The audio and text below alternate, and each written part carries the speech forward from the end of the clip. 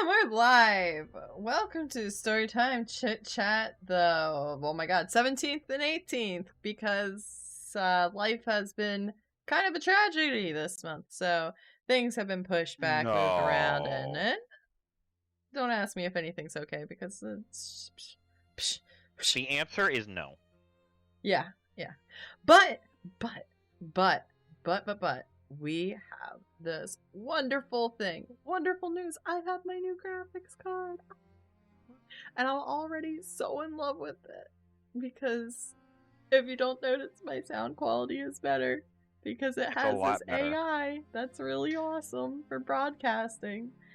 Special thanks to the awesome woman that helped get that all set up too. Huge fucking thanks to Cease for helping me put it together, because I have no idea what I'm doing when it comes to computers.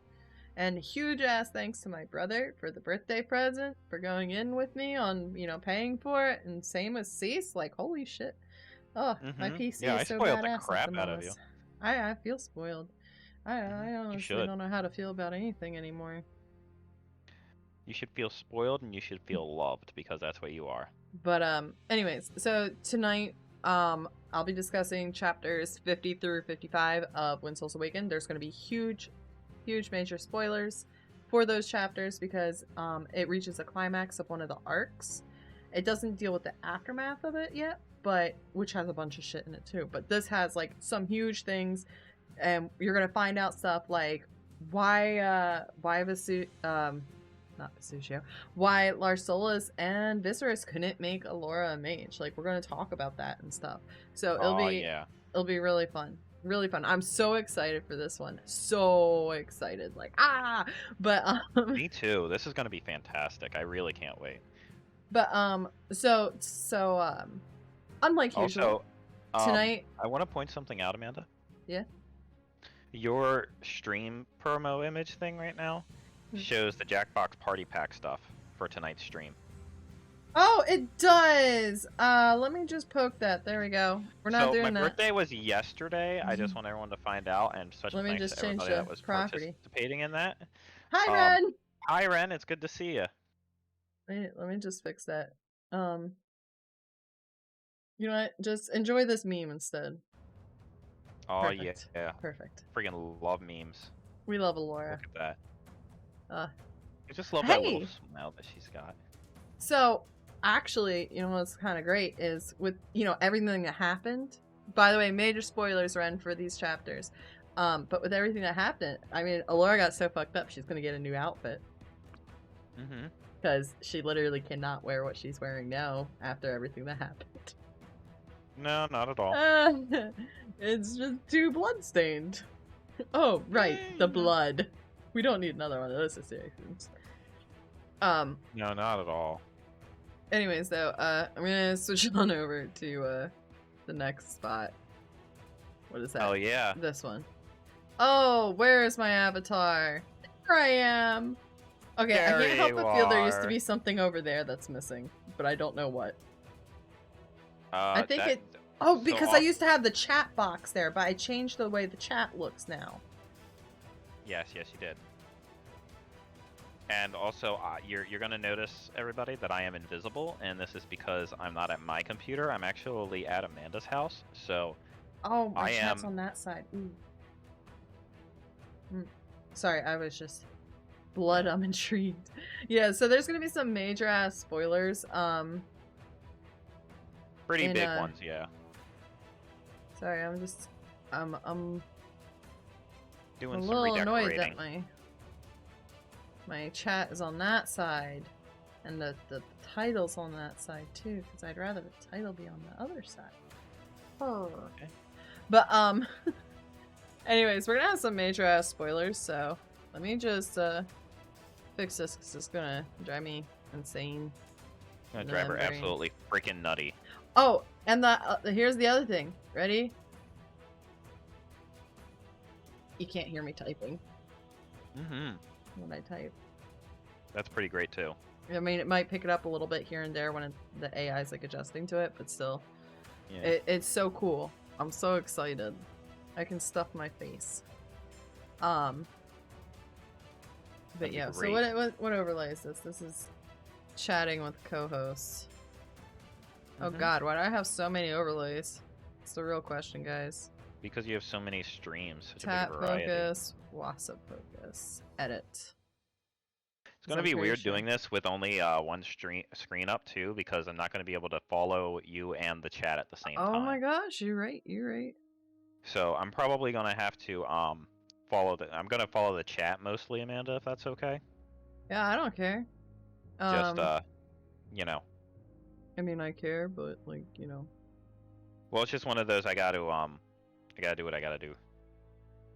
Okay. I'm just messing up my thing completely. You're fine. You say that, but you didn't see all the shit that I moved wrong. But I just locked every single layer. I mean, I was just calling you fine because you're a very fine woman. I said, girl, you fine. Mm-hmm. You smooth. Girl, you're Smooth fine. like butter. Dang. Oh, there we go. I might get on your nerves because I'm at like 1.5k. Oh my god. No. Oh no.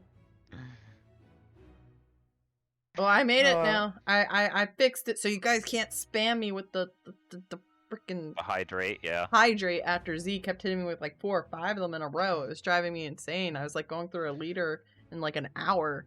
And that's See, a little I have ridiculous. faith in you. I have faith in you to take care of yourself. You know, I feel so like I know you're here, but I feel so lonely without your avatar up in my corner. Would you like me to come say hello? No, you stay up there. Wow. I like having someone to look up to, okay?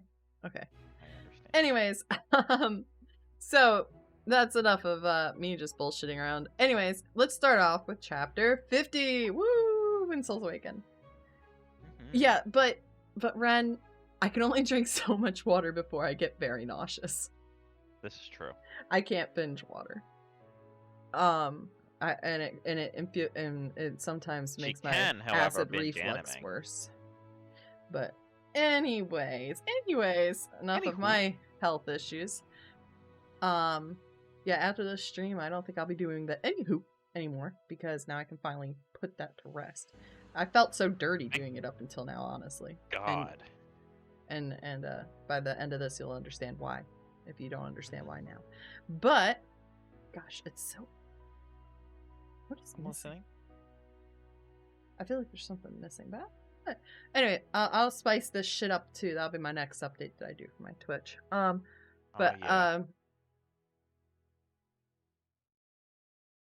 Okay, so chapter 50, interruptions. There's a reason why this is called interruptions.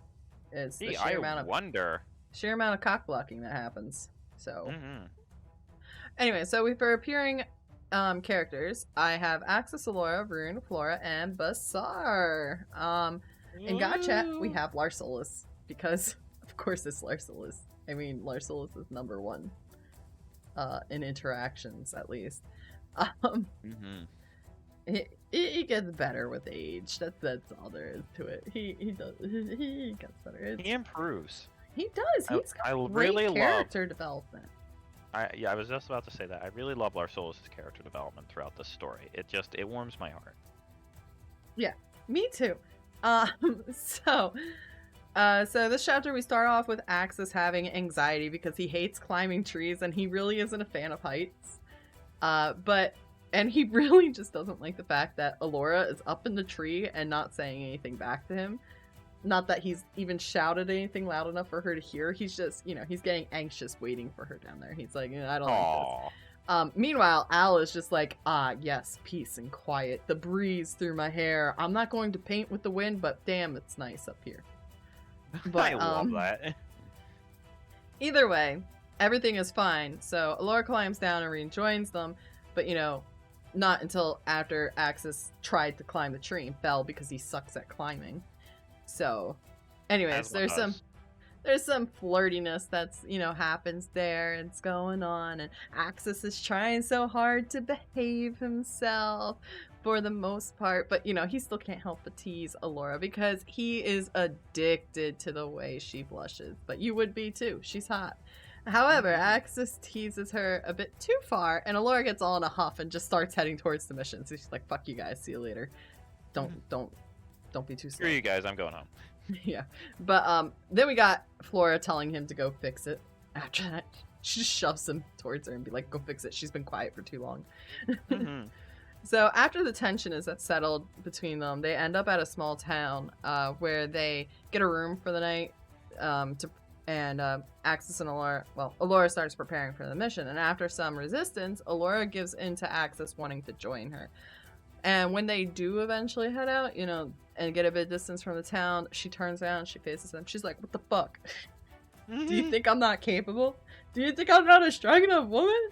I mean, not really, that's not. She's just being snippy. But it's one of my favorite arguments between them because honestly, Al has no idea how to handle Axis during it because he's being perfectly reasonable and logical in all of his responses, Yeah. and somehow the Phoenix in this scene is the level-headed one because, Axis can do just about anything for Allura. And I love the fact that she's like, what, you think I can't handle myself? I know you. And he's just like, I know you can handle yourself, hon. Like, that's obvious. I need to be here because I worry. Like, it's like, yeah. I need to be here for you. Like, you need to be there for Flora, girl. Like, this isn't doubting your skills. It's just doubting the world. Mm-hmm. The world's been fucking up us and everything else around us for years since we were born. I mean, my father burnt me alive, type thing. Yeah, so poor Axis, he just doesn't trust the world. And she's like, well, how can I be mad at that? And he's like, that's kind of the point. I don't want you to be mad. I just love that. But anyways, so the tension of this argument dissolves pretty nicely, and it ends up turning into a game of tag, and it's like so sweet and innocent. And the game actually ends with Allura catching Axis, even though Axis was chasing her. And so there's really such a sweet innocence to it because it's like they both know how to relax and just chill and have fun when they're with each other, which is really sweet and romantic because I'm a hopeless romantic. I'm a hopeful attempt, but a hopeless romantic, guys. Anyways, it's very adorable. Their innocence begins to melt into passion, and out in the woods in the night playing, and until a screeching owl, a screech from a cock blocking owl, just and Al's like, okay, yeah, we gotta focus on the mission. And Axis is just like, god damn it, okay. All I'm thinking right now is like, imagine just if if they had just gone through with it and what happened next like didn't happen because like he's just stuck waiting even longer. So either way, where are we? Tension dissolves. We're in your house. That's nice. So the two make it to the site of where their mission's occurring, and to free the guy that was mentioned in the prayer. But during it, Axis burns some people alive, like he does, because he doesn't really give a shit. But then he's like, "Oh shit!" He's like, "Oh shit! I just burnt them alive, and she was ready to wring my neck when I did that to a fucking deer, and I didn't even touch the deer with the flames. I just trapped it." So, he's like, she lost it on me for a deer before, and these were people. But, Al is like, nah, it's chill. They deserved it. It's fine, boy. Don't worry. And Axis is just looking at... That's not a red flag. Axis is just looking at her like she is the biggest red flag in existence at the moment. And he starts to get very concerned. Anywho, that moment was short-lived, with their attention turning to the victim, who is the guy named Basar. Basar immediately puts Axis off with the way that he is so, affectionate towards Allura. He's like, oh my god, you rescued me, let me hug you. And Axis is like, whoa, I'm gonna kick your fucking ass if you touch her. And Al is like, oh, hun, please stop. He don't mean it that way. And Axis is like, girl, you blind. So... Oh, yeah. I love this recap of the scene. I really do. So it's far from the poetic descriptions and the anger and the tension of it all, but it's like one of those things. Like it's like you most of the time somebody can tell when the two people are talking and it's innocent and when it's not innocent on at least one person's behalf. Yeah, it's got a great. It's really well written. if I do say so myself. It is very well written, if I say so myself, and I do. However, with Basar secured for the mission, they escort him back to town, where Al sets him up, with like food in a room because he's broke. Because of course he's broke. I mean, why wouldn't he be? Basar keeps, being pretty forward though with Allura, which creates a lot of tension. And they all sit down to breakfast though, anyways, with Flora, because they were out all night. So they're not going to eat dinner. They're going to eat breakfast because that's what's being served. But at the end of the meal, Flora heads out. Breakfast makes the best dinner. It does, just like tonight. But at the end of the meal, Flora heads out to shop, but not before Wingman and for her boy Axis, and tells him to basically get out in bed one way or another. Wink, wink, nudge, nudge. Know what I mean? So she leaves, and the couple, they go to the room that they got together. While, with Allura continually brushing Basar off, like, oh yeah, no, it was totally like, it was my job. I saved you. That's it. It was my job. I saved you. It was nice meeting you. Toodles. What I do. But what I do. Once they're finally in the room together, we have Axis confessing his jealousy, saying, he doesn't want to share her. And Allura's just like, well, I'd hope not. I don't want you to share me. And after this, things get a little steamy because, he's a little round and she's a little like, but, anyways, so things get a little steamy, but, this cock block comes, by, the courtesy of Trauma. Axis, as he's, pushing up her shirt, and starting to get her undressed a bit, she stops him because she doesn't want him to see her scars. The ones he left on her by mistake. Oh, no. And so Axis is finally seeing the physical scars of his protection. He tried. He really did. He did. Best intentions. All he wanted to do was protect her, but he did not have the control to use his powers in the way that he wanted to, and he ended up nearly killing her. And, that kind of like injury doesn't just disappear. No. And she really tries to assure him as much as she can in this, saying it's just another scar. And he hates that she says that because that's what he says.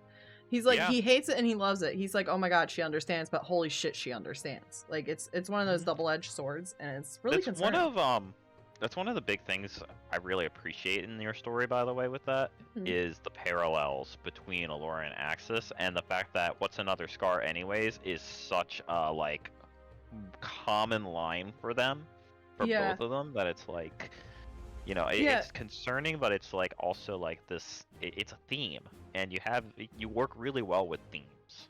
Yeah, so, like, the thing is that I really love about writing Allura and Axis is that they're essentially, at their cores, they're really, like, the same person almost. And that's why they work so well as a couple. They have the same goals. They have the same wants. Their end goals are, like, hers might be a bit more noble, per se. But at the end of the day, both of them just want their people to be protected and safe. Allura might have a bigger circle than, Axis, but, they want the same things. Yeah. They want to have, security. They don't want to be betrayed. And both of them have been immensely betrayed by their parents. Axis by his father, and Allura by both her parents, Yep. But, so they Luckily for them, they're both orphans now, so it all works out. Hold on. Not really. Remember, Allura got adopted. This is true. Kinda. But that betrayed her as well, so. Oh, yes. Remember, we're gonna get there in a minute. Oh, yes. Maybe longer than a minute, considering how long we're discussing this, but I'm really excited for these chapters. Anyway, so, as I was saying, Axis is finally seeing the physical scars of his protection that he left Allura with. And she tries to assure him, and he struggles to keep himself together during this. He's like shaking, and he's like about to break down. But, but he manages to keep himself together, and they continue, and he starts to learn more about his beloved Allura as, you know, he starts to explore her scars. He's like, what's this one? And she starts, you know, telling the story, like, you know, saying, oh, those are her liquor vas, which are the ones that she got in chapter 3. They're going over those scars a little bit. So it's a little callback to, you know, that kind of stuff and whatnot. And at the end of him, like, and her talking about those scars, he just kind of picks her up and carries her over the bed to show her love. And, you know, more wink, wink, nudge, nudge, know what I mean? And they're about to go at it, but knock, knock, knock, it's another cock block. Hey, that rhymed. Oh, man. That was good. So Axis is ready to murder someone now. He is fully ready. He literally says, someone better be dying or they're about to be. Mm-hmm. And of course it's Basar knocking. Of course. Because who else? No, who else would it be? Boy, his timing sure is convenient. It's almost like he can see what they're doing. Or see things. Or something to that effect. I wonder who can do that. Mm-hmm. Anyways. Just, so we have some more concern here from Axis with her, with Allura's attire at the moment, because she is in her pajamas. She's basically wearing like short shorts and a t-shirt, but you know, but it's really important to note that it's not because she's more on the scantily clad kind of side. It's the fact that Axis doesn't trust Basar. He trusts Allura. He doesn't trust Basar and the rest of the world. So this is why he gets tense and he's like, are you sure you're going out in that? But as soon as Allura takes a knife and sticks it in her boot to take with her, he's like, oh, okay. He's like, okay. Yeah. You're gonna stab a bitch if they touch you. I'm okay with that then. Yeah. Oh, okay. Yeah. You're capable of murder now. It's all right. Yeah. You got an edge. You're fine. You'll be fine. Just stop leaving me on the edge, okay, babe? Come back. Oh my god. So, but the chapter wraps up with Allura saying she'll be fine, and of course, she's gonna just drop one line that's gonna make Axis super pissed off out of it, like, you know, and you know, so she basically says, "Be fine. I don't think Basar can be as fast as Larsolus was," and Axis is like, "What the fuck did Larsolus do?" And the chapter ends with Larsolus going like, "Oh my god, he's really gonna try and kill me next time I see him." He thinks I was coming on to his girl. I mean, Larsolus is like, to be fair, if she wasn't involved, maybe, because Larsolus is a dick. He'll sleep with anyone he finds attractive. But like, I don't know. It's because Allura and Axis, you know, Axis likes Allura. He ain't gonna break that. He's just like, no. Even Larsolus has lines he won't cross, you know? Mm-hmm. I really love that about him. Yeah. So, the next chapter we got is Strange Dreams, 51. 5-1. I swear my hand tracking is better with this. I swear my tracker is working better than it ever has before. I noticed that. Yeah, you're doing really well. Maybe it's the graphics card. It's like, yeah, that's what I'm thinking. Is that it's not chugging so much on other stuff, or? Yeah, like your tracking in general has been really good. Right? That's what I thought. I'm like, this is better than normal. Sorry guys, got really distracted there. But anyways, so my appearing characters for this chapter is Allura, Basar, Axis, the Abyss Man, and a sleeping Flora. She doesn't say anything. She's just in the room sleeping at the end. Because we need more cock blocks, obviously. Clearly. So the chapter starts off with the conversation that Allura left to have after, you know, Basar interrupted her fun time with Axis. And Basar starts telling her his backstory, which has some really odd inconsistencies within it. Like, one moment he thinks his mom is dead, and the next he's like, I have to save her. And, you know, he's a bit desperate. He really kind of drives home the point that he needs to be a hero for her. It's like he's really trying hard to establish a hero complex for himself. So now we gotta ask, do you think that would actually help make him more desirable to Allura? Is he doing this on purpose? Is he trying to play to her own personality quirks to try and form this connection? Mm-hmm. Also, there's a moment where he's thanking her, and he almost calls her Unicus instead of Allura, when she introduced herself as Allura, and he hadn't called her Unicus. No one's called her Unicus in front of him at this point. But, I mean, it's safe for him to assume that. It's not far-fetched for him to, like, be like, oh, who is this? But, like, it's just weird that when someone introduces you as, introduces themselves as, like, oh, hey, I'm Amanda, and you've never met me before, and you just go, oh, thank you, Hopeful. Like, it's weird.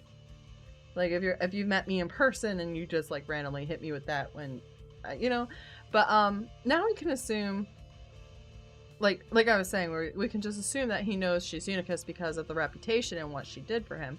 But, like, the question is, why does he default to Unicus? Like, why is that his go-to, even though she introduced herself as Allura? I should totally, by the way, just start, like, calling you Amanda on stream, but Hopeful in person. I mean, I still call you Hippie, so... This is true. But I originally met you as HippieGhost, so... This is true. I knew you as HippieGhost for, like, more than a year. Anyway.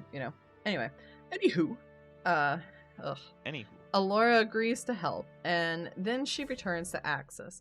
And by agree to help, I mean, she's like, okay, yeah, sure, we'll help you get back to your mom. We'll be fine. Yes. It'll be fine.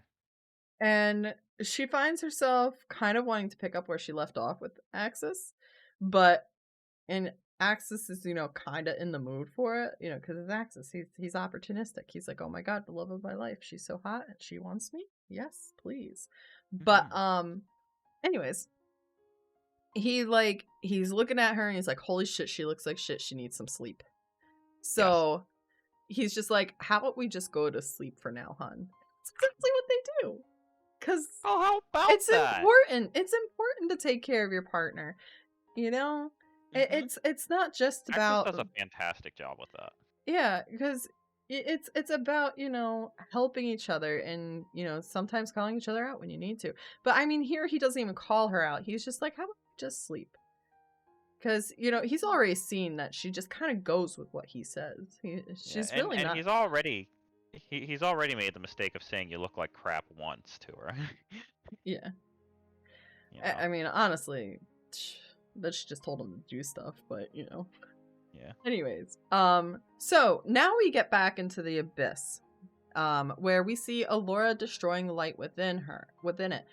And by that, I mean, she's just like picking at the grass of the island and throwing it into the abyss and watching it like break away, disappear, and that. And it's really quite a solemn scene. Like, it's really sad because, if you think of the implications, because it's implied that this abyss, this island of light, is kind of like her sanity, and she's picking away at it and just throwing it away into the darkness. She's just like throwing away the bits and pieces.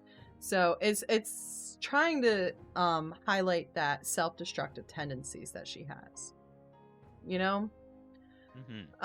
but so the Abyss Man stops her and he tells her, that she knows the answer she's been looking for. The one that she keeps going, what am I missing? But she has to open her eyes to see it.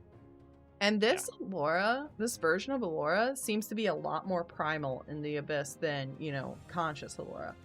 Oh god, yeah. And because, like, when he like covers her eyes and she's comfortable, she's calm, she's with him. But as soon as he says, all you have to do is open your eyes to find out, and he starts to move his eyes away, she panics. She gets, like, fear. Fear just courses through her, and she grabs his hands. She refuses to let go. She's like, nah, I'm not opening my eyes. We are not doing this. So there's something primally, like, something on a primal level that's just, like, keeping her, being like, no. The fear in that moment, though, actually jumps her awake, and Axis is instantly there to ask if she's okay, and she greets him with passion. The reason here is because she's so overwhelmed with relief that her light still exists. Like, she was just destroying it, and on, like, a primal level. So, like, not on something necessarily that she understands fully consciously, but, like, somewhere deep in her soul, she's like, oh my god, I was losing everything that's good to me. And here it is right in front of me. So she just instantly embraces it. And Axis is all for this, but, you know, he's like, this girl's a virgin, and I don't want her first time to be interrupted by her best friend that's been in love with her since they were kids, you know, waking up and seeing me banging her. So That would probably be bad. Be a little inconvenient. I'm not trying to add to her trauma. I don't want to make her first time traumatic. So Axis is just like, Al, you might want to calm down because Flora's sleeping on the other side of the room. I mean, if you want to risk it, I'll go for it. Like, if you want to, like, but I have to tell you that she's asleep over there. He's so good. I just love him. He's like, hun, there's another person in the room, but if you still want to bang, I got you. I got you, boo. I got you, boo. But anyways, it does actually end with him saying, I got you, but like in a much more sweet, sincere way. You should really read the chapter if you haven't. It's oh quite god, nice. Yeah, it's so good. There's so many feelings all over the place. So chapter 52. We're going very slow through all this, but I'm sorry, it's a lot to cover because there is a lot to cover here. It's twice the amount since this is 2 Storytime Chit-Chats, but I promise we will get to Cease's stuff. She's going to do a tarot reading. It'll be lots of fun and really cool. Yeah, I'm excited for it. And she's going to send me pictures of the cards so I can put them up on stream for you guys to actually see them. And we're in luck, Amanda, because my gold tarot deck was also up here, so I'll even let people choose whether it's my silver or my gold. As long as we have people to choose. Yeah, if not, then I'm going to let you choose. Okay, I am people. Huh? Okay, so on to chapter 52, which is titled Watchdog. Get it? Because Axis. Anyway, so for appearing characters, we have Allura, Axis, Flora, Rune, and Basar. No one in God Chat. God Chat's quiet today. So let me just tell you real quick. This is a really short summary of this chapter. And same with the next chapter. These chapters were really short. So chapter 50 was a long ass chapter. I think it was like 10 or 12 pages. But like Watchdog, Strange Dreams was like 3 pages. Watchdog like 1 page. The next one was like 3 to 2 pages. But the next long chapter is 55. But we still got a moment to get there. Anyways, so in chapter 52, it's a pretty sweet chapter, but it's important because it helps to highlight how much of the dream in the previous chapter is messing with Allura. Axis and Flora both know something are up, so they're like keeping an eye on her and exchanging glances and, you know, threatening to team up against her if she does something stupid, because she's like, why do we feel like you guys are plotting against me? And they're like, well, and Axis is just like, well, you're gonna do something stupid. I swear this man has like no charisma but all the game with Allura. I swear. Yeah, that's exactly it. I think it's because he's just so direct, you know. Yeah, honestly, it's because he's so directly honest that it works for Allura, because she trusts nothing. So if you're just ridiculously honest, what's she gonna do? Anywho, they head outside to meet up with Basar since, you know, he's going to be traveling with them now. And they actually even funded him for buying himself equipment like a tent and whatnot, because they're shoving 3 of them already into 1 tent. That's a lot. For 2 people, but Allura's not arguing snuggling up with Axis. No, and neither is Axis. And Flora isn't going to argue snuggling up with Allura. But honestly, the 3 of them, it's actually really sweet. It's not mentioned, but the 3 of them just, you know, they like sleeping together. It's just that platonic, you know, a friend cuddle. Yeah. It's warmth. It's how they got through nights together as kids, you know. It reminds them of times before all the trauma. Before a lot of the trauma. They still had trauma. Before some of the bad. So, so here we also, so as this goes on, we see that Basar reminds Allura of the Abyssal Man, and it's freaking the fuck out. So, does Basar have a connection to him? You gotta ask, you know, you gotta wonder. Or is it just a coincidence that he looks somewhat familiar to him? I mean, they both have white hair. I mean, the Abyssal Man has long white hair, and Basar, you know, has short, but, you know, their face is encased in shadow, so you don't really know. So there's possibility that there's some sort of connection here. Or is it just another one of my many, many red herrings? Because I like to trick you guys. She likes to trick us so much. I feel so betrayed every time I read one of her stories. But, so,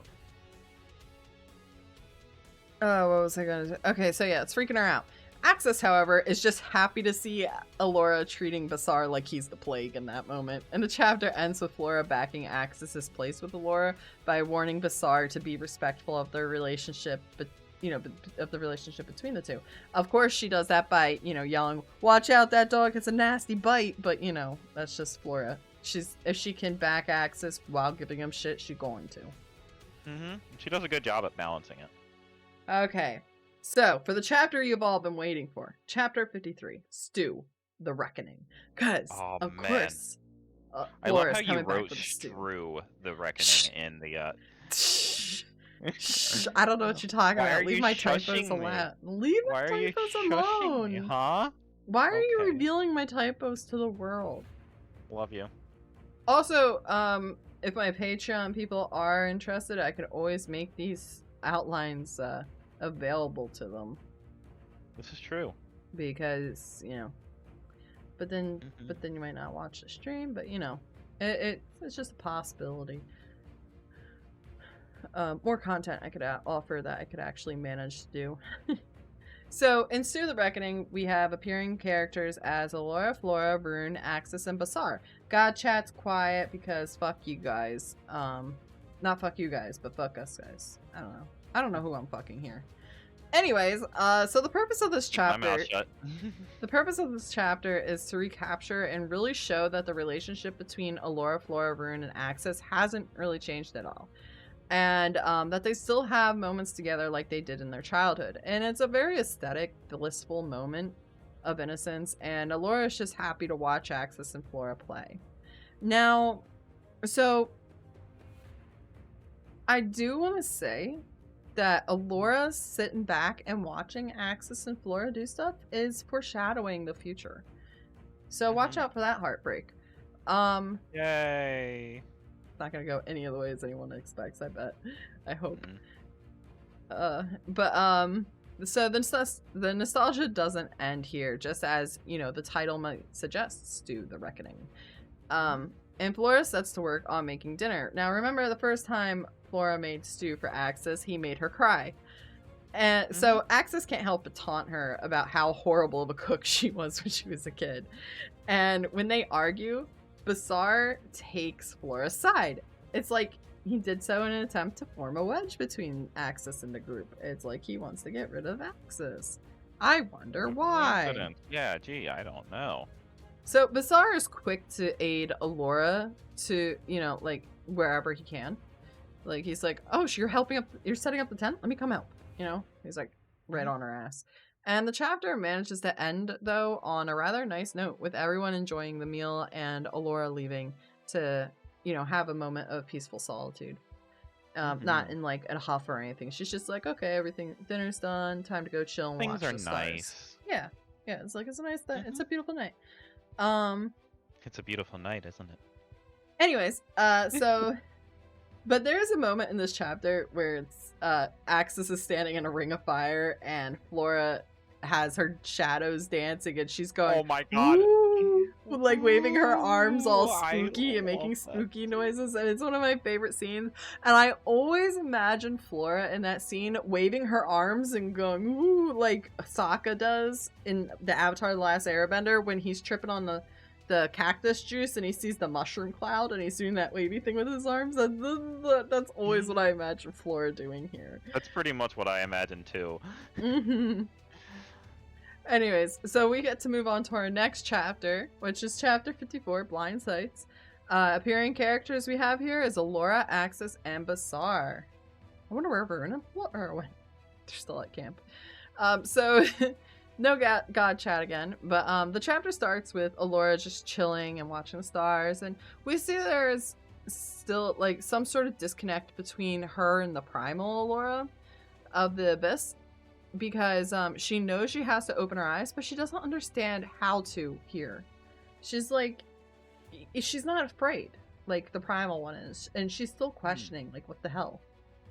Even though the primal one seemed to know what was going on, like, seemed to understand in a weird way, but anyway, Axis interrupts her line of thought because he came to check up on her, and I feel it's important to note that Axis asks Allura if he can join her here, because he came with the intention of checking on her, not necessarily intruding. And he respects that, you know, she's her own person. He's like, she still needs time to herself. You know, I don't own her time, is basically how he feels. So for all of Axis's jealousy and issues, he really does trust Allura, and he's really not trying to control her. He wants to be there for every moment of her life, but he knows he's not entitled to it, you know? I know I keep saying, like, this is my favorite bit, but I just fucking love my story. I'm sorry. But these two lines from Axis are my favorite for supporting loving moments here. Because he says, for one, so we'll start with the first one. My first little favorite right here. No matter how trivial or insane, I am here for you, is what he says to Allura. And I love this so much because it's just, you know, how many moments this can actually encompass. Like, Axis knows that sometimes the daily mundane routines and things that you do all the time can be just as hard to get through as the insanity. So he's like, I'm here for that, you know? And with the insane bit, it's his way of saying, I'll fight God for you, which seems pretty possible considering what Fire Chad told me. Yeah, Because... apparently this is a reasonable expectation of mine. Yeah. He's like, I already know there's some insane shit. People are warning me that gods are interested in you. So, yeah. So he's like, I'll fight God for you, literally. And then he does. The other line is, you're my greatest weakness and my greatest strength. So Axis knows he would do anything for her, no matter what she asks of him. He can't really help himself around her. And he knows she could easily manipulate him. And I don't mean that, you know, he would do anything for her, like, I mean, he would do anything for her as long as it didn't harm her. Because, you know, you've seen him draw lines at that. He's like, no, your self-care. No, your self-care. He doesn't care about anyone else. He'd murder for her. He's like, oh, you want this bitch dead? You don't even have to tell me why. I mean, you probably should. Just so I can pretend I'm a good person. But I'm here, babe. Yeah. So that's what he means by you're my greatest weakness. By his greatest strength, he realizes that Allura, you know, he realizes this because she helps him to be a better person, but it's that with her, he can do anything. He can be the better person. He can be the bigger person. He can go around without starting fights or causing havoc. He can find a calm when he's with her. Even when he's pissed off, he can still manage to maintain control. And he does have perfect control of his flames, and the only time he doesn't is when Allura's getting him flustered, but like, or someone is threatening her or Flora. Because, let's face it, he would murder for Flora as well. Like, he'd murder for either of these girls. He loves them both. It's just, it's a different kind of love. So, these lines do a great job of seducing Allura. I mean, they would me too, but, so, of course, as it gets steamy, like, Basar just shows up. Oh my god, he's just like, peekaboo. I missed you.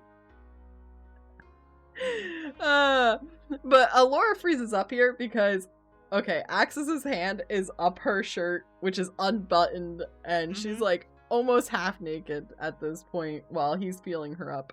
And Axis is just now like hugging her to try and like hide her from Basar. But so Allura freezes up and Basar is like, I need to talk to her right now. And Axis is like, what the fuck? The fuck off. It's like, fuck the fuck off. But you know, Al manages to pull herself together with Axis helping her to fix her clothes, and she agrees to talk to Basar, which Axis is really not happy about. And he wouldn't have let her done it if she hadn't have pulled herself together.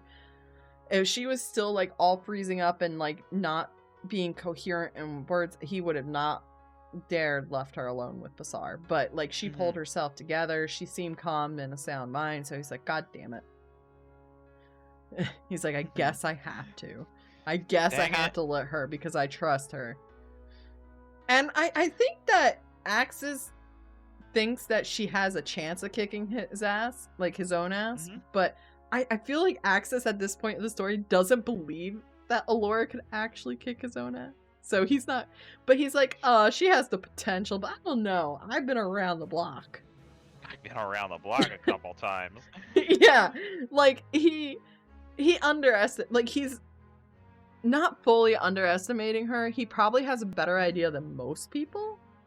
Oh yeah. But like he still thinks that he could dom her. And I mean he could, but he, you know, in battle too. But I guess it's just because he has that edge on her the rest of the time that she, you know, that he feels confident about it.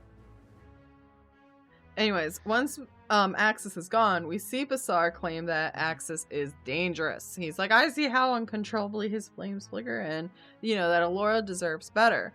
And who does he think he is? Well, obviously, and I mean, who does Basar think is better? Well, obviously, Basar thinks himself to be better, to be good enough, because he tries to kiss Allura and gets a very hard smack. Allura then tells him that if he tries anything like that again, she will leave him where he stands, and she walks away at that point. And the chapter ends with Basar watching her walk away with a scowl that sets a bit of an ominous tone. And the next chapter is crazy as fuck, and if you haven't read it yet, then there are some major spoilers ahead that I have been alluding to the whole stream so far. Oh god, yeah. Things are about to get crazy. So, so there's so this chapter's name is With Eyes Wide Open. And this is referencing, chapter, what number was that? I want to say 49. No, not 49. There's supposed to be another chapter. Oh, the chapter name got changed. Yeah, so chapter name got originally, changed. There was, I think, I can't recall which chapter it is right now, but there was definitely one that involved like eyes being closed. There was a chapter titled With Eyes Wide Shut. Yes, and that was earlier and on. This is With Eyes Wide Open. And With Eyes Wide Shut, I believe it was actually supposed to be the chapter before this one, because originally chapters 51 through 54 was all one chapter. It was one chapter. It was a ton in one go. But like there was so much change, you know, in scenes and topics that it just seemed better to break them up, and it was just intimidating as a huge ass thing. Hey, Crow, how you doing? Yep. Thank you for coming. Big heart. Hey Crow, it's good to see you. But yeah, we just getting into some major spoilers for When Souls Awaken. Yeah, so big spoilers alert for When Souls Awaken, but it's really good to have you here. Thank you so much. Yeah. So for chapter 55, With Eyes Wide Open, we have the appearing characters. We have Allura, Rune, Flora, Axis, Basar, Vesutio, Rixacalis, and I guess I should have wrote Core, but I didn't write Core. But Core is there. I love Core. I'm so happy to have him finally in the story. He's a little ridiculous. Oh my god, yes. I love Core. I just love the questioning of his sexuality. What is it? Who knows? But actually I know, but you'll see it. In the chapters that are released right now, you can kind of see it, but it gets clearer and clearer as it goes through. But so in God Chat, we actually got some chattiness going on. So we have Larsolus, Noxra, Nexiva, and Abravis. Ooh, big spoiler right there, honestly. That's a spoiler in itself. Well, oh man. This is a hell of a chapter, and it starts with Allura telling Axis that Basar tried to kiss her, and Axis is the big angry. So Allura calms him. He is big mad for sure. Yeah, for sure. So Allura calms him down, and with what she said, it leads Axis to believing that Allura was actually the one to save him from Usko's nightmare. Because there's a line that said, It's I think it's just like calm down or something like that. But it sounded like her, or at least it felt very reminiscent of her when he heard it in the nightmare, and then she says it to him again here. So he's like, holy fuck, I'm so, like, he's like, holy shit, you saved me. You're the one that saved me. Why didn't I notice it sooner? It's just, well, it was right in front of me.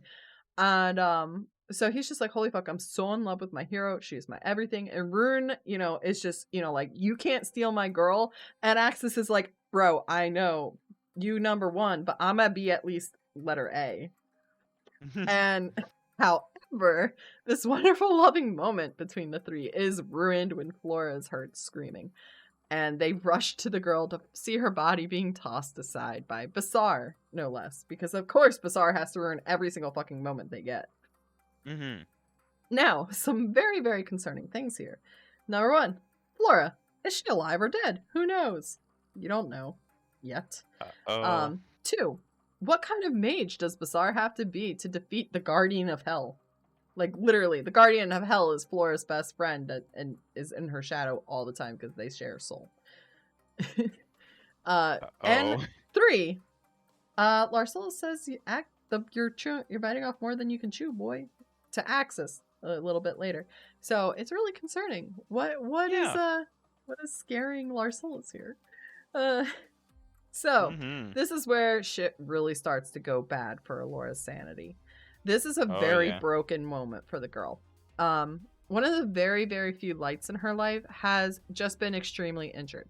Talking about Flora there. Through Basar's betrayal. Now, she was already, not great with Basar, but it's still a betrayal because, he's supposed to be a companion, a traveling companion that they're helping. And he was supposed to be thankful, too. Yeah. So this betrayal helps to break Alora further, as especially when Basar reveals his true identity, because that is a lot more painful than Basar just betraying her. There is so much to that occurs in this chapter, and like a huge part is the fracturing of Alora's sanity and the scars that the battle that's about to occur brings will continue to affect Alora throughout this story and the next. As we all know, Alora is the type to hold vendettas and grudges, as we saw with her parents, the way she killed them in chapter 48. Yeah. Anyways, back to the start of the epic battle that will alter paths, like the entire path of this world. Basar reveals himself to be none other than the god of sight, Vesutio. There's been a ton of foreshadowing and hinting to this up until this point. It's just... Whew. But, so Vesutio, with this reveal, he's shattered, like, all the light in Alora's world, if you think of her abyssal world. Because, with the way that, like... So this is how so in this chapter, he nearly kills Flora, takes out Rune, and knocks out Alora to keep her from interfering, not knowing about any of her abyss stuff, because if he did, he might have been more cautious. And when he does knock her out, she comes out of the like little forced coma just in time to see him ready to kill Axis, and he's about to. And but here's where, the big thing happens. The big thing. Oh, yeah. Besides this is the all big reveal that we've basically been building up to this, like, entire story. This has been building since, the first chapter not first chapter, but, like, the third chapter. When Viserys was like, oh, maybe I should make her a mage. But, so... In this moment, we finally learn why Viserys and Larcelos both failed to make Alora a mage. It was because she already was one! Through her conversations with the Abyss Man, and his aid, and him helping her, she awakens this dormant power that, and I wouldn't even really call it dormant, but it hasn't been fully awakened until now. And it's also mentioned that this power was never meant to be held by a human. So that is hinting to some blowback for using it. But as to what, you'll see. It'll be better explained as the new chapters come out. When Alora awakens, the Abyss Man is there with her. And they stand up together, opening their eyes together as though, her power seems to stem from him. And Vesutio is just like, who the fuck is this guy? And before, and right after that, a new voice enters the God chat. For the Patreon version, which is the OG version, it shows up as a new font. Like, it's a unique font that doesn't really match or like, it doesn't really resemble any of the others, and I chose it on purpose. So the voice is not immediately recognizable by the other gods to help infer that this god hasn't been around for a while, if at all. But Noxera realizes who it is, and she panics. She's like, yo, Usko, get your fucking ass out of there. Abandon Flora. But Usko's like, no, fuck you. She wouldn't abandon me. And then we have Nexava say the line, I knew you'd come back, which should have told you exactly which god this was that was speaking, since Nexava's been yelling at everyone that Abravis, god of everything, would return since chapter 3, where, you know, she dissuaded Viserys from trying to turn Allura into a mage. So what is revealed after, shortly after, is the Vis man telling Allura that she wasn't the first to hold this, meaning the power, or does it? Does it go deeper than that? Who knows? We'll see. But she was the first to use it. And here's a thing that happens. So I can show you just how long Allura has unknowingly been a mage. Vesutio points out during this scene that Allura's normally pale lilac eyes are glowing like brilliant amethysts. If you've ever noticed, like, if you ever reread the story and you go back and you notice Allura pulling off strength checks she shouldn't while her eyes are closed, it's because she's using this ability. You know, she closed her eyes because of the strain or whatever. That's my justification for it. But it's like the moment in chapter 4 when she's, you know, a 12-year-old girl that rips open a bear trap. Yeah, she shouldn't have been able to do that. Huh. She was using her she was unknowingly using her magic at that point. So guess who was really the first mage? Oh, man. Anyways, back to the fight. Guess who isn't a fighter? Guess who just relies on being the most overpowered? If you guessed Vesutio, then you were right. He doesn't stand a chance against Allura. However, you know who does? The one that's really going to shatter her with this deep-ass betrayal that's about to occur. Rixacalis, the goddess of war. Allura has been betrayed yet again by another parental figure. And she can't help but that twisted smile that it creates. Because now her sanity is pretty much shot. Everything she cared about has been taken. Yep. As far as you know at this point in the story, Rune is gone. Flora is near death, and Axis is near death. Allura is about to lose everything in the world she cares about. Oh, yeah. And she is only moments from it. So the battle, and she's so close to getting revenge on Vesutio, and Rixacalis just shield bashes her away from it. Just like, whoosh, no hope. No chance. And not at all. Then so they end up in a battle together, and the battle between the two is so rough. And Allura can't hope to continue to fight indefinitely because her powers are taking a huge toll on her. She is struggling. Yeah. She is racking up injuries left and right. She is still human, guys. She is not a god. She has this incredible power. So there's a lot of turmoil in this battle too from Rixacalis, because she is very much like a lawful good kind of character, and she almost wants to break her code for Allura's sake here, but she can't bring herself to do so because of her standing in the gods, and it, you know, it's not like she's had these morals, these values that she's had for, you know, 40 years or whatever. She's had them for thousands of years. She's lived this way for thousands of years, you know, because she is a goddess. She's been around for a while. She's the goddess of war. Yeah, she can't just back out on it now. She's not going to change that quickly. No, not at all. So there's a ton of turmoil there, and she's really struggling to she's struggling to force herself to go through with this fight, but she ain't backing down. Anyways, it boils down to the Abyss Man needing to interfere to bring an end to this. And that's when we find out that the Abyss Man is also Rune. Guess what? A little bit of light back. Rune ain't dead. Yeah, and so not only that, but go so ahead. the sloth wasn't really a sloth. Mm-hmm. And it's funny because I believe that earlier somebody made a comment We're gonna saying... get there. Okay, Sorry. go ahead. Yeah, No. that's not in the outline for a reason. Mm-hmm. Anyways, boom goes Vesuccio's life because after, Rune's interference, the Abyss Man's interference, But, anyways, the chapter ends with Allura... So, Allura turning Vesuccio into a stain on the ground, basically. And, then Allura is fretting over Flora and Axis, while Core, aka Rune, aka the Abyss Man, which is because after she goes, "Oh, you're Rune, aren't you?" And he's like, "Yes," because Allura figured it out. Mm-hmm. And he's like, "Call me Core."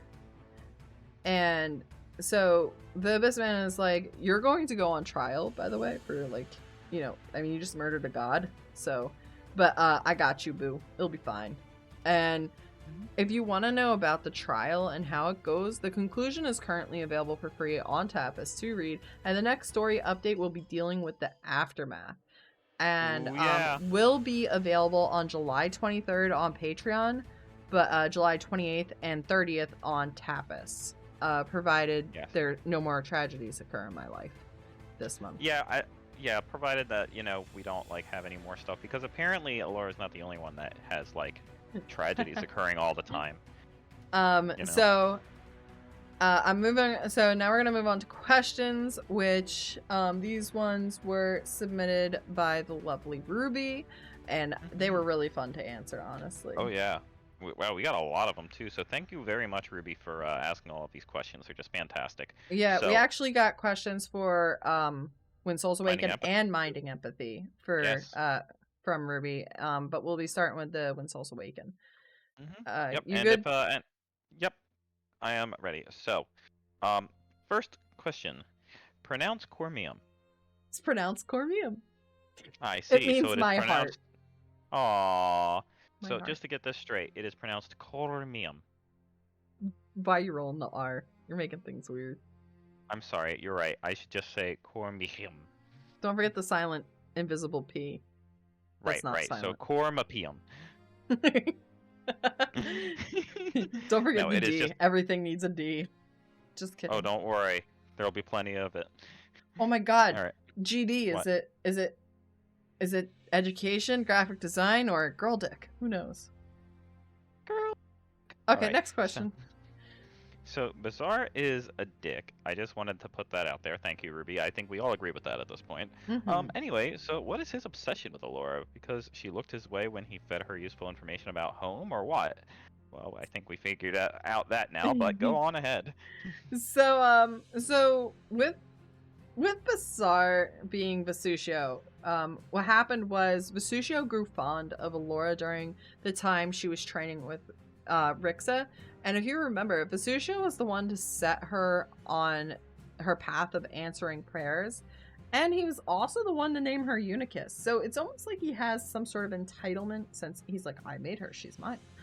But so this fondness grew into an obsession because she was so kind to him, did exactly what he asked, and she asked for nothing in return. So, he reasoned that she also did it out of love.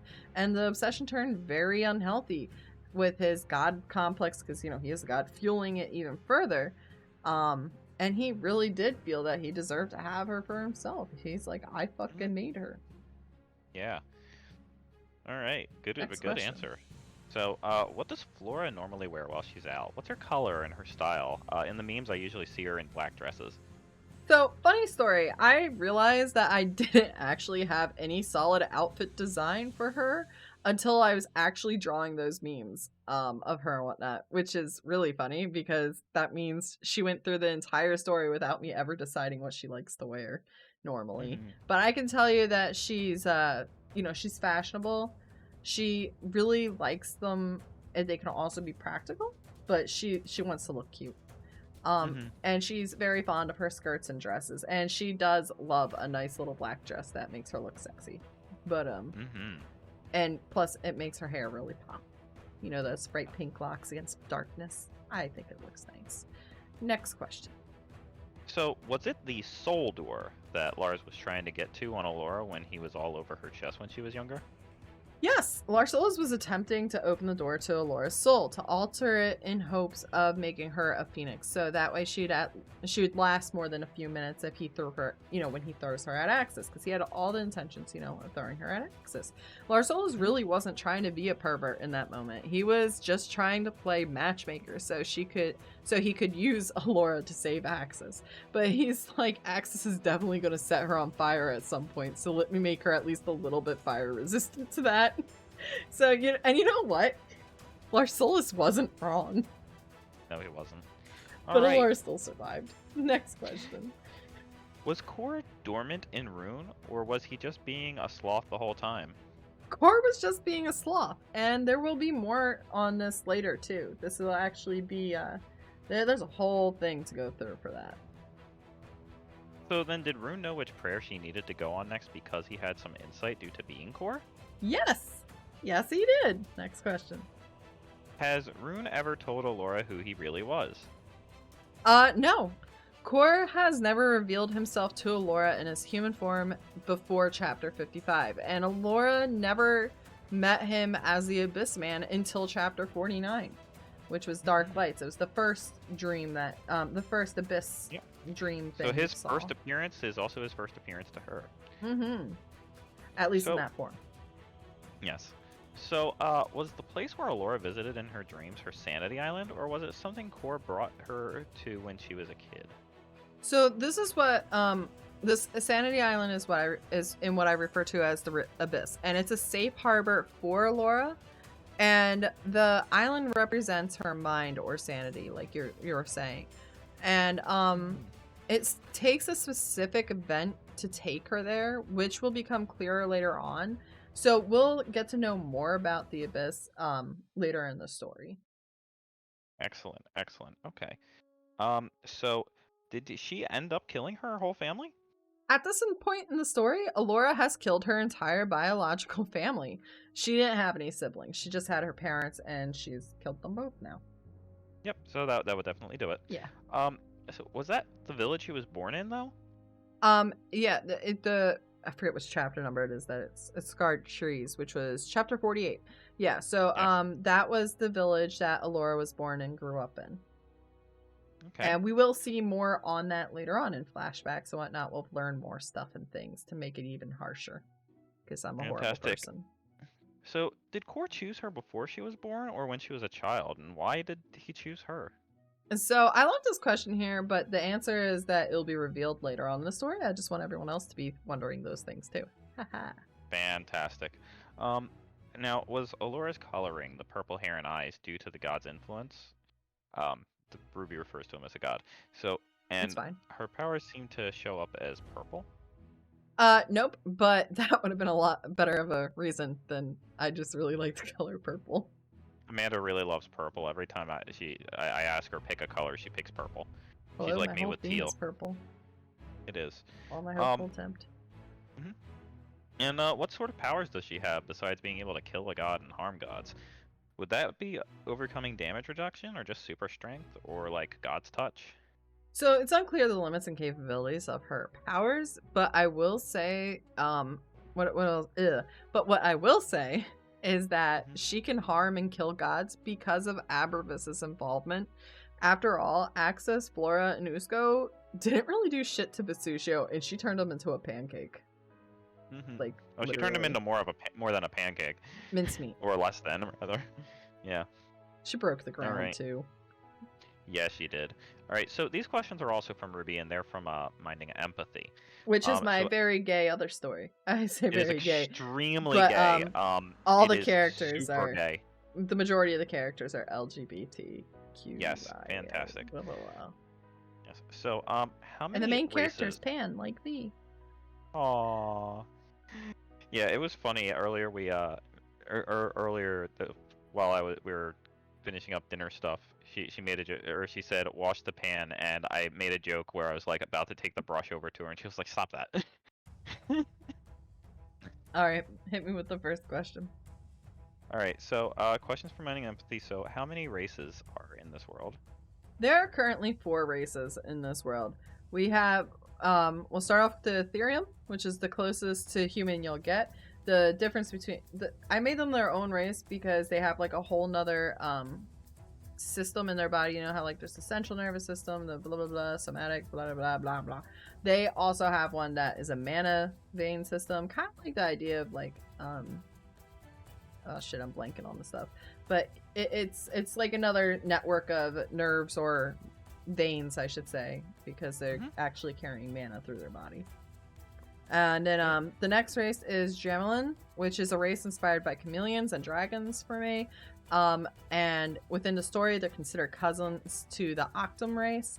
The Octum's race is a race inspired by octopi, because why not? I love octopuses. They're so cool.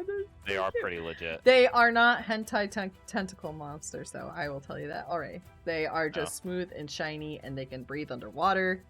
And there's some other stuff, but they're still pretty cool from what she's told me about them so far. I'm really excited for their first appearance. And then I'm not done. And then take a chill pill. I was just never mind. I'm being good. Love you. Love you too, hon. So, and then the 4th race is humors, which is the youngest race to exist within this world. And they're inspired by dogs, foxes, and cats. And they're like they you can tell which one by their ears, because of course they got like, you know, cat girl ears and a tail. But depending on their ears, you can tell, you know, which one that they go with. And it's also a way to indicate what kind of color blindness they have, because they, like dogs, cats, and foxes, they have some amount of color blindness, because I thought that was fun to throw in. I did like that, yeah. Awesome. Next question. So I see that there are dragons. Are there any other mythical beasts, like griffins, phoenixes, hydras, or whatever? So I would like to implement more mythical beasts in this world, but I haven't gotten around to it yet. So we'll see what happens. It'll be lots of fun. Like, this world I'm developing as I'm writing. So it'll be interesting to see where it goes. All right, next question. Are there gods in your world? So this is part of what I still have to figure out as well. But I have decided that it is common within this world to follow multiple gods. Like, you'll see multiple characters go, "Oh my gods," or Oliver who goes, "Oh your gods," because I don't think he actually follows anyone, but he'll be like, "Oh my god, oh your god," you know. As to what gods there will be, we'll have to wait and actually see if they become more of a factor in the story, because I kind of make those things up as I go, so that way I don't have to try and weave everything in the right order as I, you know, towards the end when I have like 20 million points and nowhere to go. Oh god, yeah. Next question. So, how does magic work? So the rough idea I'm currently working with for magic in the story is that mana is physically present within the world and its inhabitants. So the world itself possesses mana veins, just like the creatures do.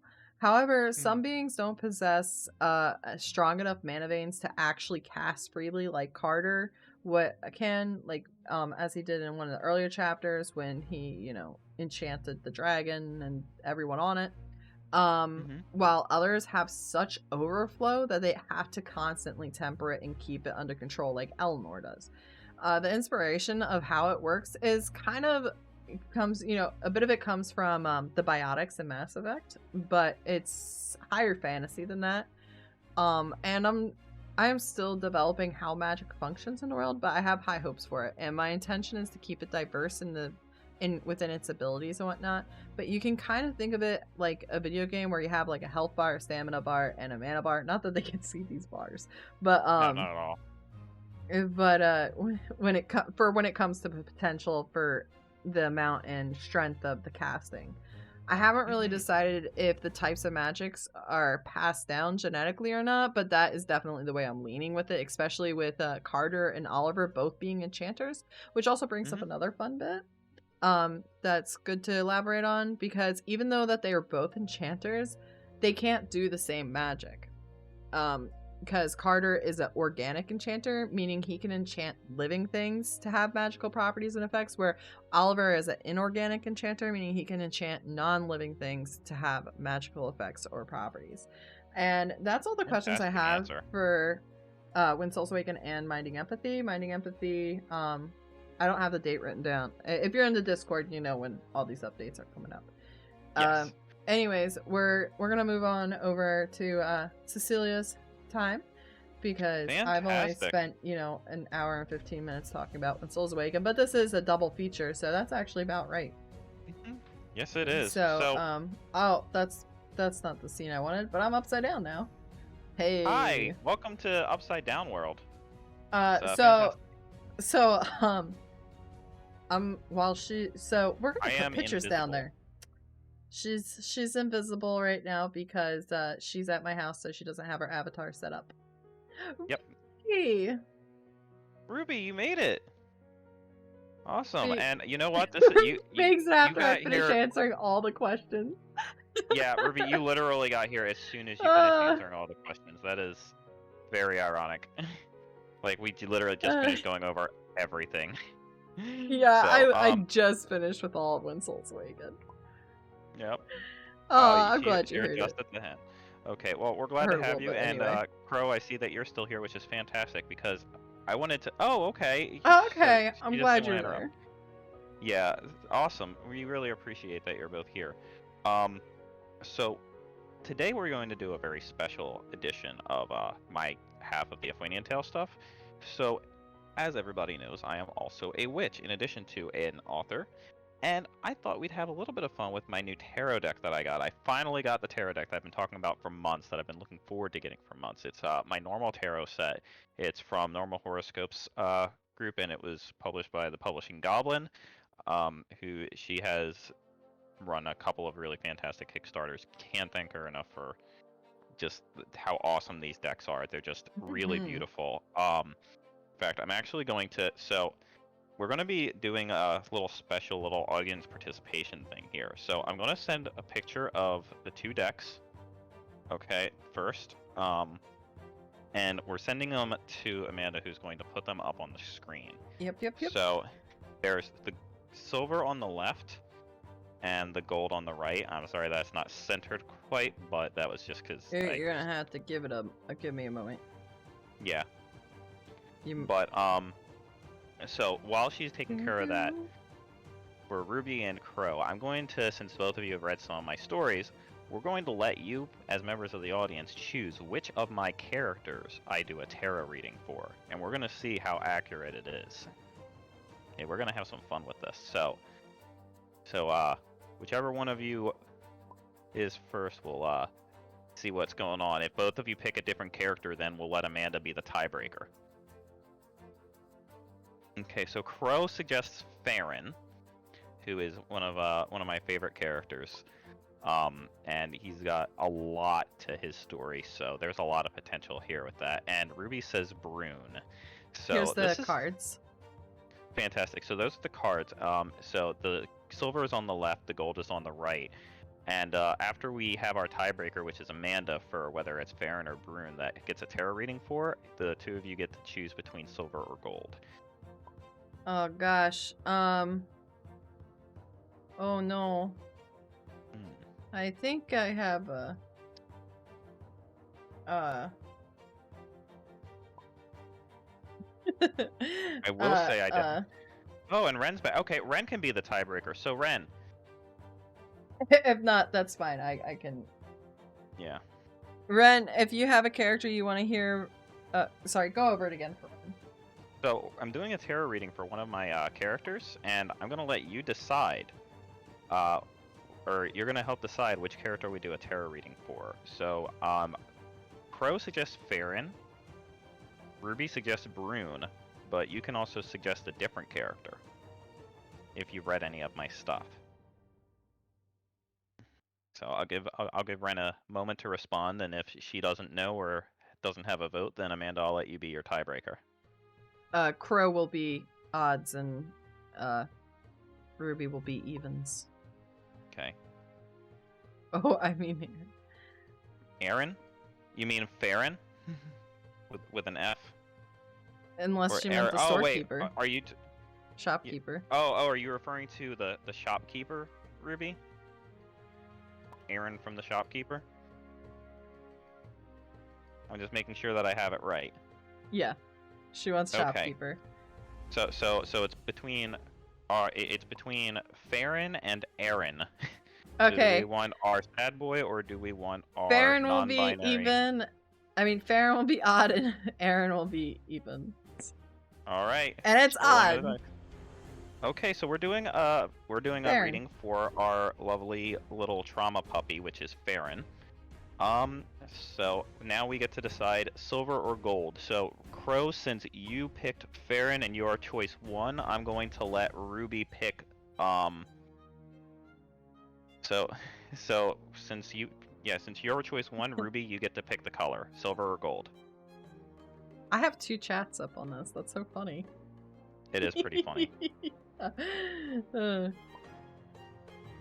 It's okay, Ren. You don't have to be now. It's okay. Okay, Ruby suggests gold, so we're gonna do the gold tarot. All right. Now, this is the first reading I've done with these without setting up either with a divination sigil beforehand or invoking my goddess Jireh. So it's going to be interesting. You can probably hear me shuffling in the background. No, I can't. I can hear music. Fantastic. You're just I'm let just that music jamming. drown everything out. All right. Like my feelings. So I think what we're going to do for Farron is we're going to do one of my favorite ones, where we do what's called the Fork Road.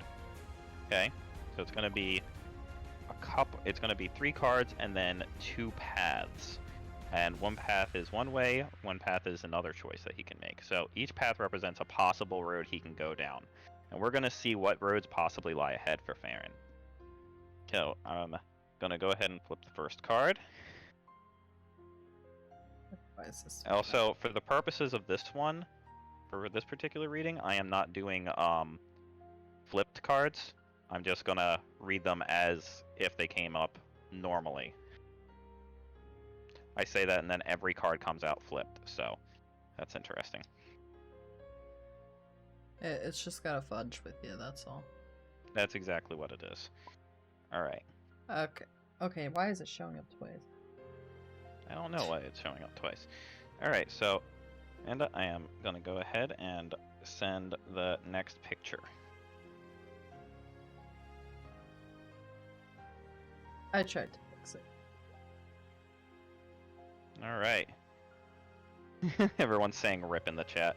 I know. So I need to appreciate you guys. I need to, because it's interfering with the chat, I need to mute one of the Discord servers real quick because it keeps popping up in the middle of this, like blocking my screen. So, all right. So once Amanda has everything up, we're going to get things started. I have to save each picture you send me, and then I have to. Yep, takes me that's a fine. second, but we're getting there. Yes, and I'm just gonna go ahead and I'm opening up because I have a guidebook here that also helps me to kind of like Ta-da! do the interpretation. Fantastic. All right, so Your is that pictures clear keep enough coming for out everybody? blurry. Is it coming You out blurry? can't really read the things so well, but that's partly because of the font. Oh yeah. Well, the other thing too is I can The always font, the angle, and the blurriness. But yeah. they're saying it's good enough. They're saying it's good enough. All right. As long as it's good enough. Plus, you're gonna tell us what it all says. Yes. All right. So the first card is the 6th of Summer. So the 3 cards at the beginning that everybody sees, that is basically the path he's currently on. This is where Farron is currently supposedly at, according to the cards. Where it splits, where you have 2 cards at the top and 2 cards at the bottom, those represent the 2 possible directions that he could go. All right. So we're going to start out in summer, which is a very lovely season. I personally like summer more than most people. And so the 6th of summer. Most people. Huh? I said Yes. most people. So The Six of Summer actually depicts the final scene of a play. You can actually see somebody kind of like poking their head out from behind the curtain as that kind of last hurrah. Crow just saying hiss, boo, summer, yes. So, it's a kind of a release of tension and a good one at that. So summer kind of deals with just passion and resolution. It can also represent sexuality, peace, and reconciliation. But it's also just loose ends being tied up and hatchets buried. If this spread is a movie, this is the part where you would tease the sequel, which is very ironic, actually, and I'm going to get to that. And yes, I am reading straight from the guidebook for this particular part, just because so that people understand the meanings of the cards initially. But what's going to matter more is going to be my interpretation of this. So, next we're going to... So, actually, I want to talk about this card now while we're here. So, this is actually really good for Farron's story because, funnily enough, where Farron's at right now, and where he's going to be in his appearance, the beginning of his story is actually the sequel to another. So, it's having that be at the very beginning of the spread is really just a fantastic point of view. So next we're going to go down to the autumn equinox, which is, it's represented in this case by kind of a moon. It's right behind a whole bunch of branches here, and it's basically the ace of autumn, you know, the first of autumn in this case. So we're actually, I was flipping through the pages the wrong way here. Oh, Ruby saying wow for Farron's story. So the autumn equinox, it talks about the height of your growth and the time to rest and learn. So, autumn is, according to the guidebook, the most grounded of the suits. Deals with questions of craft, wealth, and organization, but it's also preparation for a long winter. It's about preservation and security. Some read autumn as carrying a sense of lost innocence. This is kind of the beginning of a lot of that. It's serious realism. So I'm going to get to this card a little bit more later. The main reason I only went with that first card, wanted to point that out very much so, was just because it really is like a hard-hitting card right from the get-go. So, but Autumn is actually very heavy in this hand, if you guys can kind of see. So, the next card is the Fourth of Autumn, and both paths have references to Autumn, with one having the Autumn Night 3 and the other one having the Autumn Mother. So we're going to go back and go forward a little bit to the Fourth of Autumn, which is the material and renewal and a physical and spiritual cleaning. So this is kind of sweeping a home in preparation for a gathering. It implies both physical and spiritual cleaning. Rarely does an oracle deck remind you to clean your room, but Autumn deals with the material and the physical space you occupy. Often mirrors the mental space. So this is basically kind of making things a nice place to live. So I want to kind of talk about how these cards kind of reflect his path. So, like I was saying before, starting out, we have the Six of Summer. That's kind of that whole teasing of a sequel. And this is... Farron's story specifically begins from a place of trauma. When we meet Farron, he's already gone through most of his path. We're gonna meet Farron at basically the height of his trauma, where a lot of things have kind of already happened to him. He's dealt with a lot already. So that autumn equinox, the whole, you know, resting and learning and everything, it's because big part of Farron's initial story is going to be about kind of learning from the experiences that he's already had and trying to move forward from that to become the person that he is. And as he is right now, he's traumatized. And in this case, you know, that physical and material cleaning and everything, like, you know, I mean, yeah, he's getting cleaned out spiritually, but he's also doing a hell of a lot of cleaning and serving for other people. There's a lot of people pleasing happening at this point in time. Amanda, you had something you wanted to say on that. I did. I heard you say yeah, like you were about to say something. Oh, yeah, he's traumatized. I was just reinforcing that. Oh, yeah. So, you know, and the thing is Farron is a very reflective person. He spends a lot of time by himself, staring at the stars, reflecting on his path, and reflecting on where he's been. So he is at a point where he's got a lot of renewal and stuff. His character development isn't over, but when we talk about Farron, we're going to be talking a lot about his past while his future is happening to him. So this is the point where we get to now take a look at what two paths we could potentially see Farron take. So I'm going to try to avoid spoilers here, but I will kind of give hints as to where there might be some possibilities. What I do want is for now, so Ren, are you still here? And if so, since you didn't get to do a choice thing, I'd like you to pick which path you want to hear about first. So he can either take the higher path or the lower path. So just, pick up or down. You take the high road, I take the low road, and Farron will still be traumatized. Yeah, the poor man. Bottom. Alright, so... Farron is not a bottom. No, he's not, but... he sure acts like one. He sure acts like one most of the time. Alright, so... We're going to go to the moon now, and this is the point. So we have the waning gibbous. So the waning gibbous. This is the beginning of the bottom path. It's falling action, surprise, endings, and waning. This is about all things fading, and as they do, the cycle of your life should go out with a bang. It's kind of that time for the final shot, pack up, and go home. Being on the offensive can be dreadfully tiring, and you might have suffered injuries you didn't notice until all the action settled down. Recuperation and rest are a natural part of the cycle, but your time will come around again. So the waning gibbous is usually associated with periods of rest or falling action. It's important to recognize the added connotation of the last hurrah. So, and that's basically what this card is kind of representing, is that kind of like, an ending in a way. And the next card is actually one I'm already familiar with because it keeps showing up in my readings about myself, so that's fun. And that is the Autumn Mother. Oh wait, no, I'm lying. Sorry, the Autumn Queen keeps showing up in mine. Farron gets a little bit worse, apparently, with this because the Autumn Mother is to learn something the hard way.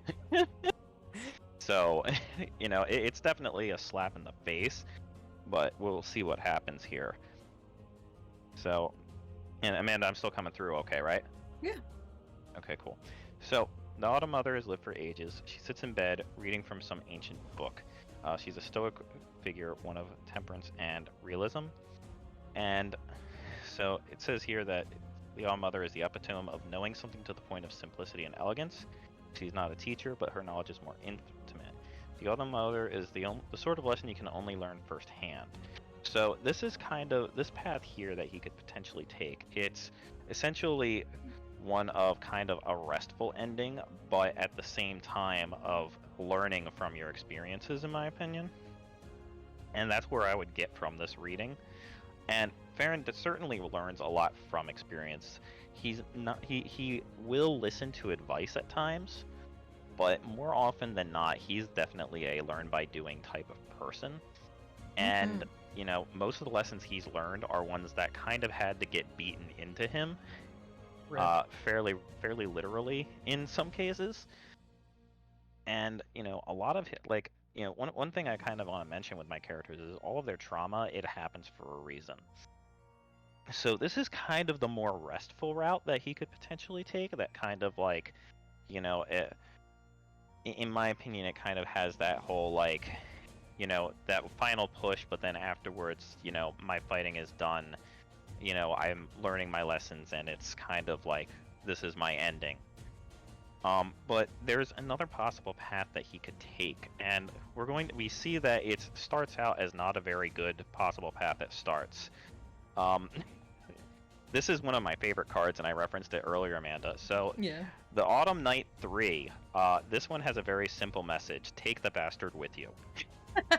That's sounds about right. So the Autumn Night 3 lies fallen over a mound of the dead. It's a monument to sacrifice. When one knows that they are going to die, they are unbound by rules like self-preservation. And the Autumn Night 3 is on a different level. They see this conflict through a lens that they are not a part of the end. Should you stand opposed to them, your victory will be Pyrrhic. Should you stand with them, now's the time to say your farewells. So this is basically implying that Farron is going to possibly face his own death, and if he does, he's going to, do so knowingly. So, and that is a huge implication here. And the Huntress showing up in addition, I've seen this card before in readings, and it's definitely there's definitely associations here. So I'm gonna go back to that page now, which is actually towards the beginning, because of course it is, since I'm towards the end. So, and I pulled this reading for someone before, and it's freedom, willpower, potential, and dedication. But one of the things here with this is that the Huntress is freedom in its most elemental form. Any spread containing it is sure to not play out how you're going to expect it, and it represents a swift and decisive force knocking your life into the air with little to no notice. She's not inherently destructive, she merely breaks down walls, whatever they may be. She's not inherently an Avenger or Guardian either, but her onus is hunting her corn. So when you draw the Huntress, it's basically you're inevitably tempted with the possibility of letting go and leaving everything behind. It's that kind of infinite and terrifying choice of the world of, okay, well, my choices are my own. What do I do? So generally, I find that when the Huntress is shown up, that means that the person in question is being called to the hunt. And Farron's actually on a hunt that's very literal in this case. So right now I'm going to let everybody know. Okay, and this is kind of spoiler, but not really. So Farron at this moment is actually on track to take the upper path. He is the self-preservation is not there. He is not intending to be alive at the end of the wars that are coming. He is not intending to, survive things. Sorry. I'm listening. I know a lot. You do know a lot. But, I mean, he's got, where he's at right now, he is on track to take that higher path.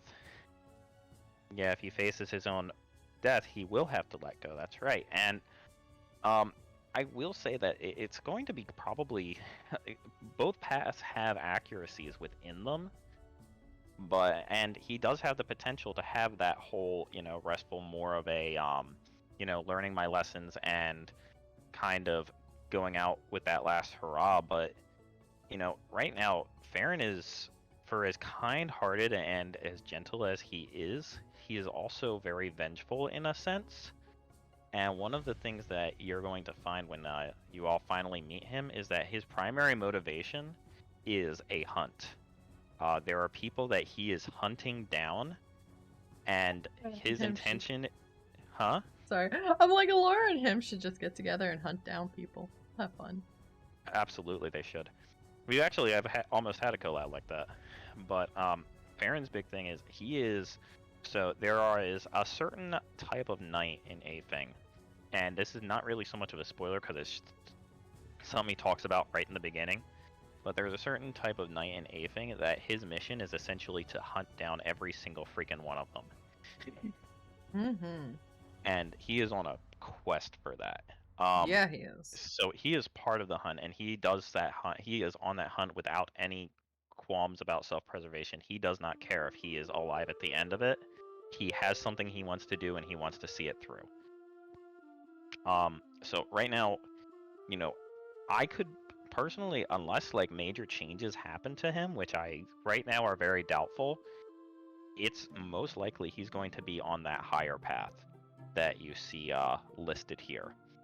And I'll be honest, it's the path that I figured he would probably be the more accurate as soon as I drew it, like before I even looked at the guidebook or anything. So overall, I would say that this reading is certainly accurate for where I can see Farron going. That alternate path is a path that I've seen him thrust on in ways in collabs, especially because of other circumstances that have happened to him. Yeah. But, canonically, his path is is more the higher one. Any chance he could go through both or jumping through them? So there are some things related to that lower path that I can't really talk about quite yet because there are spoilers revolving around that. But all spoilers. Yeah, there's a lot of spoilers, but I will say that there is more to the themes of death than meets the eye, as the Huntress actually implies, because again, one of the things with the Huntress is that it means that the reading might not go as you expect. But Farron and just the concepts of death in general are very intimately tied together. So it's going to be quite a ride, and I'm really looking forward to getting to that point. But we're not going to see. No spoilers. We got to get his story out. Yeah, no, we're going to. But we're not going to really see much of Farron's stuff until after the Fell Ren is complete. And that's going to be a much longer story and everything. I actually wrote 1,000 words of it today, which I was very happy about. We get to see some very fun things happening soon. So, I know that the last couple chapters have been rough for you guys, and I apologize for that. I know that there's been a lot going on. You're right. I'm not sorry one bit. It's again all of the trauma. It's good storytelling. Everything that's happening to poor Ren right now is intentional, and it is exactly what should be happening. And it's vital to his story, but I feel a little bad for him. I mostly feel bad for Amanda because I keep tormenting her through those stories because she keeps getting attached to characters that I already know what happens. Yes. I don't appreciate getting more attached to these characters after knowing stuff. Yeah, which, by the way, I made another reference to a thing. Oh, fuck you. Yes. You're doing my boy dirty. So, Ruby, this next question is actually one that you... Ruby's sweating. Yeah, Ruby is sweating. So, speaking of Ruby, you submitted a question earlier, and I'm going to answer it now. So, and it's funny, because we actually were just talking about a thing with this. So, Ruby asks, so there are no cat people in your world? Because there was a reference to Tenra saying, that, some people are cat people, but cat people don't actually exist in anything. He's actually kind of wrong. There is exactly one person in Athing who has cat-like features, specifically cat ears, but a rat's tail. But those features only show up under certain circumstances. And, this character is someone that has been alluded to, actually, in the story several times. Specifically, has been alluded to in a recent story, but has not been shown. And it involves something I've been hinting at very frequently lately that has been upsetting for Amanda.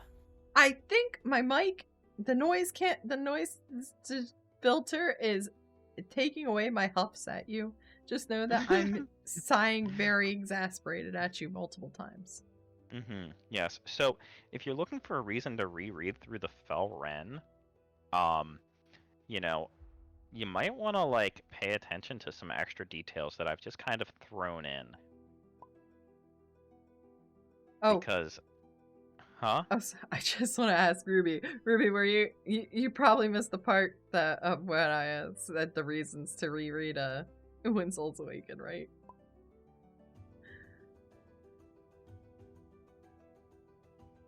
I can repeat it later, but go ahead. You can continue, because there's the lag on the stream and all.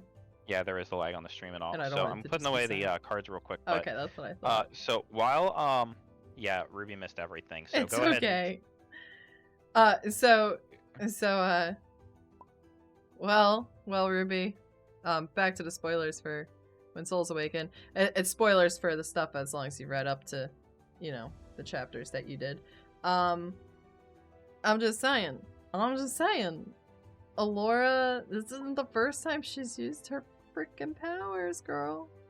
There's That's true. where the fuck did my outline go? Because I don't want to fuck it up. There it is. Run. I know I do. But yeah, where is it? It's read. Okay, I can't. Okay, I'm gonna find this real quick. Okay, so so Ruby, one of the reasons to reread the When Souls Awaken at any point is Alora, those moments where Alora pulled off strength checks, that she shouldn't have been able to with her eyes closed.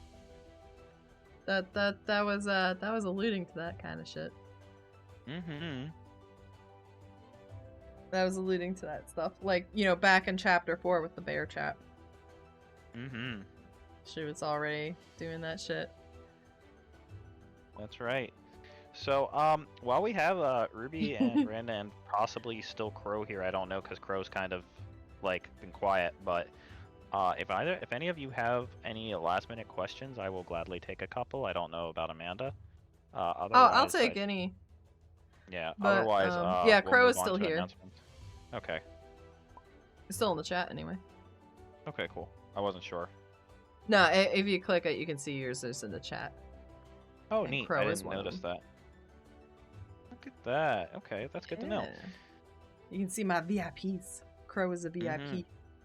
Yeah, so if anyone has But any yeah, questions, if you have any last minute questions, go ahead and type them out. We're gonna so just to go over some future stuff, next week, I don't know what I'm saying about next week, but tomorrow is another Oblivion stream, and it'll be nice because I'll get to test out my graphics card a bit more to see if it chugs with everything going on. Aw, yeah.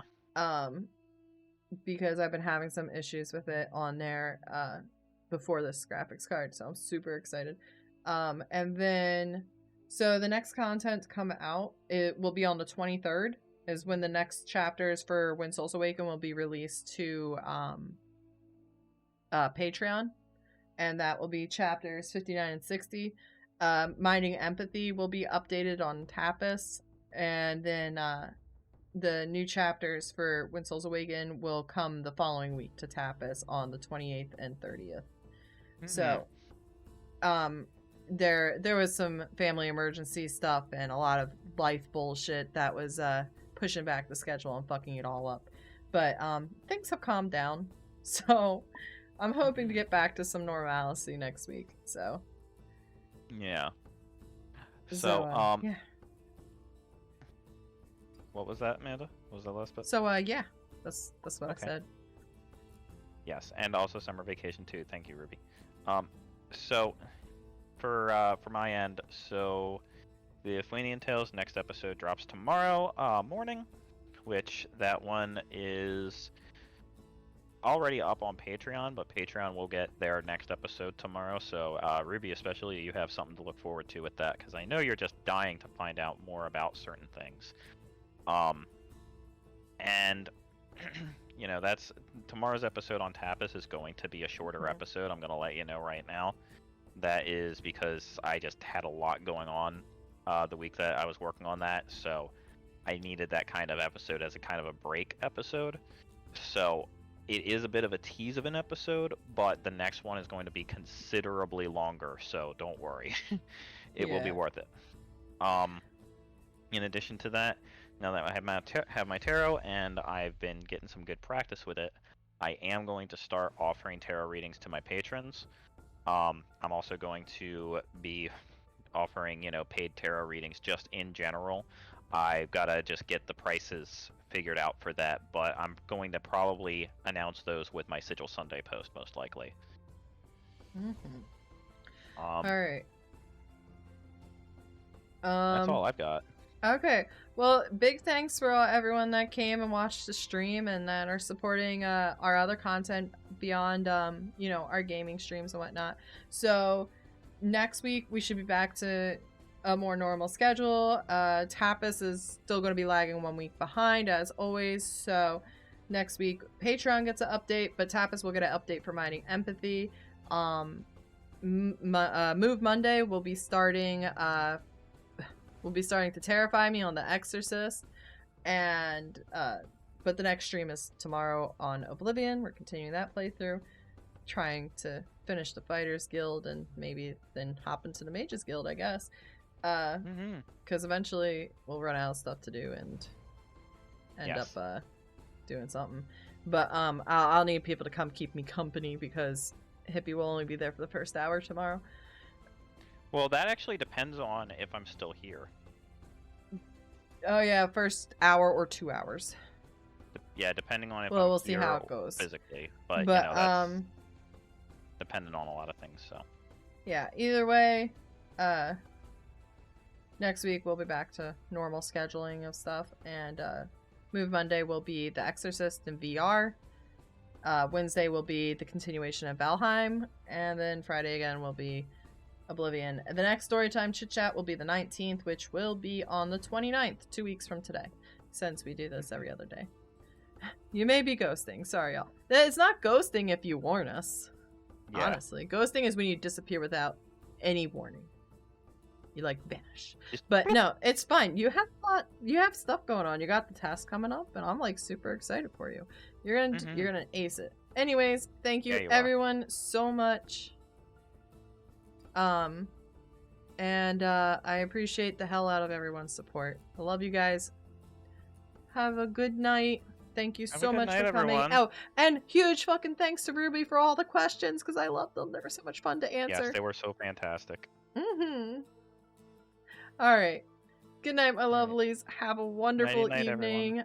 This is HopefulAttempt and HippieGhost. We're hanging up now, though. Toodles. See ya.